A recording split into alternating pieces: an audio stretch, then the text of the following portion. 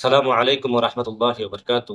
محترم ناظرین کرام، آج 10 محرم یعنی عاشوراء کا دن ہے۔ اس دن کو لے کر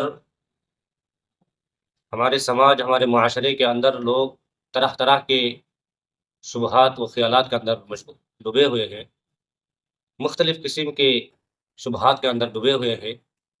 لوگ بہت زیادہ کنفیوژن کے اندر ڈوبے ہوئے ہیں کہ یہ دن کیا ہے، اس دن کے اندر کیا کرنا چاہیے، اس دن کے اندر جو رسومات جو ہم دیکھتے چلے آ رہے ہیں کہ یہ صحیح ہے یا غلط ہے۔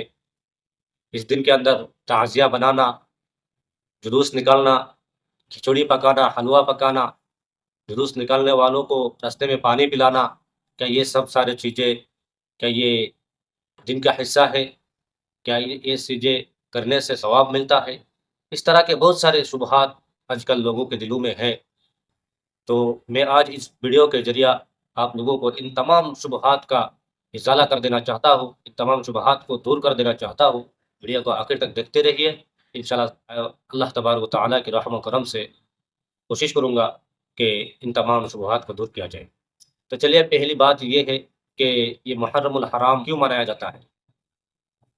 محرم الحرام کے 10ویں تاریخ یعنی عاشوراء کا دن یہ بہت ہی بابرکت اور مبارک دن ہے۔ اس دن کے اندر بہت سے واقعات ایسے پیش آئے، مثال کے طور پر اس دن کے اندر اللہ تعالیٰ دنیا کو قائم کیا ہے، اسی دن کے اندر اللہ تعالیٰ دنیا کو ختم بھی کریں گے۔ اس دن کے اندر حضرت موسیٰ علیہ السلام کو فرعون کے عذاب سے نجات دلایا تھا۔ اس دن کے اندر حضرت عیسیٰ علیہ السلام کو آسمان پر اٹھایا تھا۔ اس دن کے اندر حضرت یونس علیہ السلام کو مچھلی کی پیٹ سے نجات دلایا تھا۔ اس طرح کے بہت سارے واقعات ہیں جو اس دن کے اندر ہوئے تھے۔ آخر کار حضرت حسین رضی اللہ تعالیٰ عنہ کی شہادت اسی دن ہوئی تھی۔ تو اس طرح کے بہت سارے واقعات ہیں اس دن کے اندر، جس کے لیے اس دن کو بابرکت اور مبارک دن مانا جاتا ہے۔ تو اس دن کے اندر کیا کرنا چاہیے؟ اس دن کے اندر جو رسومات ہم دیکھتے آ رہے ہیں، کیا یہ رسومات صحیح ہے یا غلط ہے؟ دیکھیں، اس دن کے اندر جو رسومات ہیں یعنی تعزیہ بنانا، جلوس نکالنا، اس طرح جلوس پر نکالنے والوں کو پانی پلانا، کھانا کھلانا، تو یہ تمام چیزیں محض رسوم کے علاوہ کچھ نہیں ہے۔ یعنی یہ رسوم ہے، ایک لوگوں کا بنایا ہوا ایک رسوم ہے۔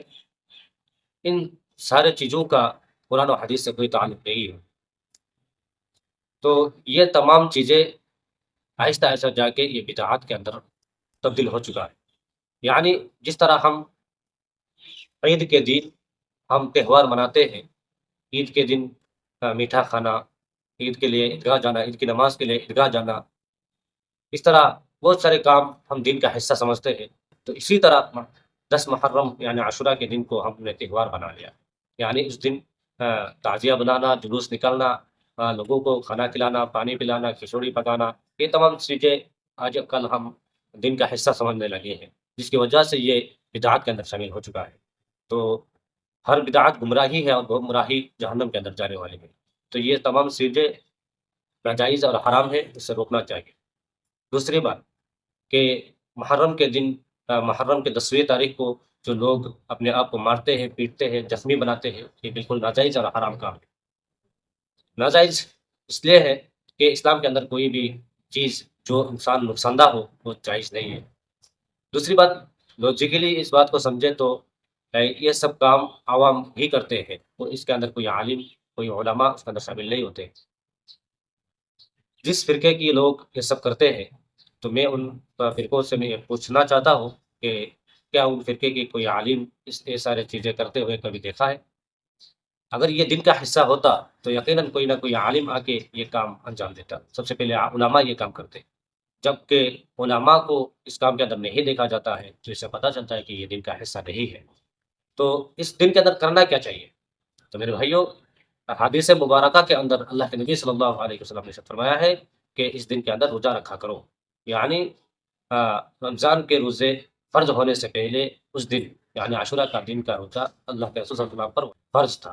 جب رمضان کا روزہ فرض ہو گیا تو یہ روزہ منسوخ ہو گیا، یعنی یہ فرض باطل ہو گیا، اب نفل باقی رہ گیا۔ دوسری حدیث کے اندر اللہ کے رسول صلی اللہ علیہ وسلم نے فرمایا کہ رمضان کے روزے کے بعد اگر افضل ترین روزہ جو ہے وہ محرم یعنی عاشورہ کے دن کا روزہ ہے، تو ہم کو اس دن زیادہ سے زیادہ روزہ رکھنا چاہیے، نفلی عبادت کرنا چاہیے۔ اللہ تعالیٰ ہم سب کو زیادہ سے زیادہ اس دن کے اندر نفلی عبادت کرنے کی توفیق عطا فرمائے، اور غلط رسومات اور جو بدعات ہیں ان سے ہم کو حفاظت فرمائے۔ آمین۔ السلام علیکم ورحمۃ اللہ وبرکاتہ۔